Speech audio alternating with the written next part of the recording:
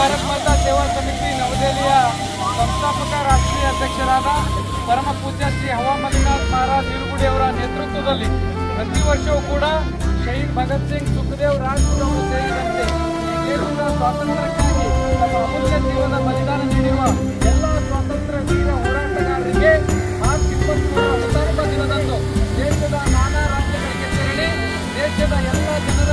ನರನಾಡಿಗಳಲ್ಲಿ ದೇಶಭಕ್ತಿಯ ನೆಚ್ಚಿನ ಸಂಚಲನ ಮೂಡಿಸಬೇಕು. ಆ ಒಂದು ಅಮೂಲ್ಯ ಜೀವನ ಬಲಿದಾನ ನೀಡಿರುವ ಎಲ್ಲ ಸ್ವಾತಂತ್ರ್ಯ ವೀರ ಹೋರಾಟಗಾರರಿಗೆ ಈ ದೇಶದ ಜನತೆಯಿಂದ ನಮನ ಸಲ್ಲಿಸಬೇಕೆಂಬ ನಿಟ್ಟಿನಲ್ಲಿ ಪ್ರತಿ ವರ್ಷ ಅಮರ ಬಲಿದಾನ ದಿವಸ ಕಾರ್ಯಕ್ರಮ ಪೂಜ್ಯರು ಮಾಡ್ತಾ ಇದ್ದಾರೆ. ಈ ಸಮಿತಿಯ ನೇತೃತ್ವದಲ್ಲಿ ಈ ಬಾರಿ ದಕ್ಷಿಣ ಭಾರತದ ತಮಿಳುನಾಡಿನ ಕ್ಷೇತ್ರ ರಾಮೇಶ್ವರಂನಲ್ಲಿ ಪರಮ ಪೂಜ್ಯರ ನೇತೃತ್ವದಲ್ಲಿ ದೇಶದ ನಾನಾ ಭಾಗಗಳಿಂದ ಸಹಸ್ರಾರು ಸಂಖ್ಯೆಯಲ್ಲಿ ದೇಶ